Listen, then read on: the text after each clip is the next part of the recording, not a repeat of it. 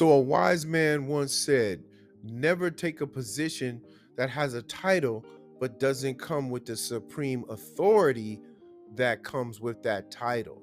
The Phoenix Suns head coaching position is a poster child for that particular analogy. The devilish deed has already been done. They've already shipped out Mikal Bridges, Cam Johnson, Jay Crowder for Kevin Durant. Until now, it's proven to be a very costly trade. Kevin Durant is a 6'10 shooting guard who is not built as a leader from a cerebral standpoint. Your toughest player is Devin Booker. And Devin Booker is a 6'4, 6'5 shooting guard. His shots literally come from the same place that Kevin Durant's shots come from. Matt Ishbia went and got Bradley Beal. And Bradley Beal is another 6'4, 6'5 shooting guard. They gave up the whole world to get him, and he does the same exact thing that Kevin Durant and Devin Booker do. I mean, they gave away Chris Paul, a veteran point guard. They gave away Landry Shamet and 4 first-round picks and 6 second-round picks. Also, a cash consideration. All that for Bradley Beal. First of all, he's an East Coast player.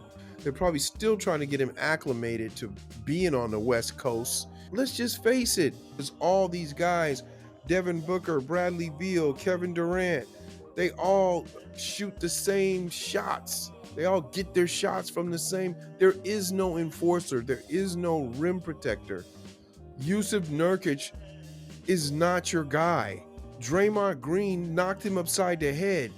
And there's no toughness with the Phoenix Suns. I don't see anybody coming to the aid of the center who got knocked in the head. I don't care. I understand you can't leave the bench, because that's a severe fine or whatever. But there's 4 other players on the court. Somebody has to send a message.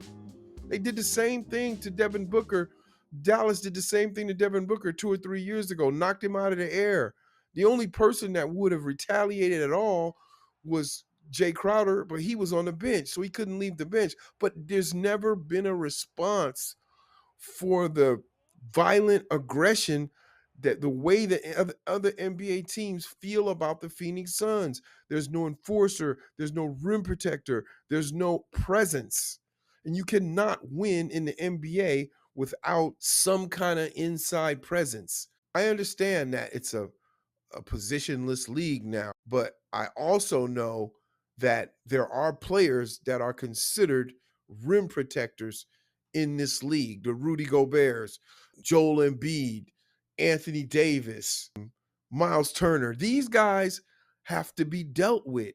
And Draymond Green. You're not going to win an NBA championship if you can't match the energy of these type of players. And you, right now, the Phoenix Suns have nobody to match that type of energy. Nobody. Mike Budenholzer, of course, he's going to take the money, but he may fall victim to the same thing that Frank Vogel fell victim to. And my future, wow, how excited.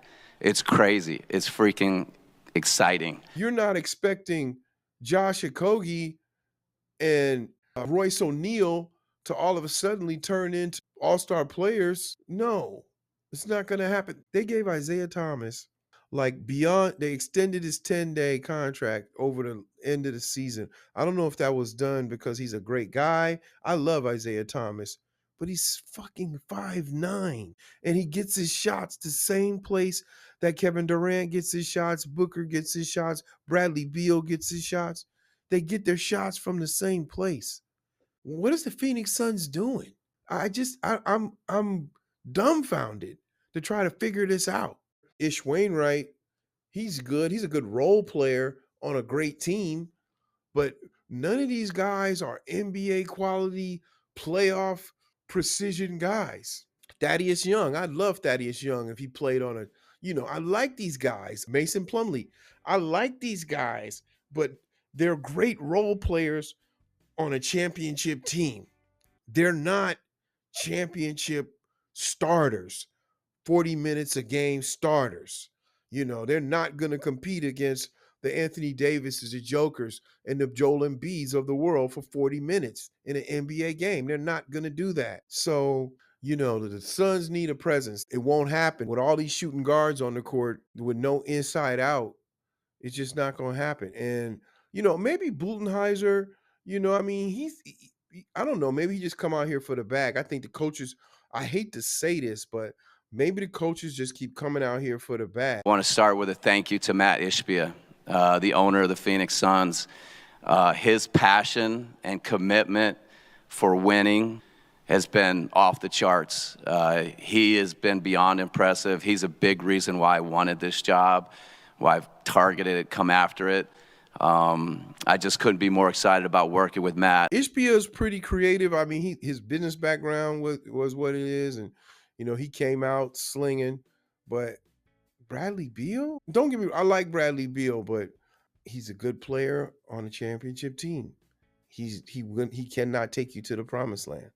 So let's just hope that Mike Budenholzer, who won the 2021 NBA championship in Milwaukee, let's just hope that he came out here with a briefcase full of plans, with a strong argument as to how the Phoenix Suns can fix this problem.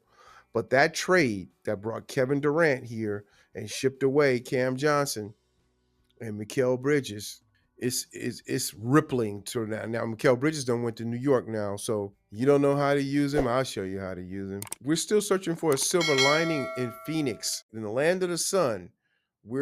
It's cloudy, and we're searching for a silver lining. We're searching for some sun.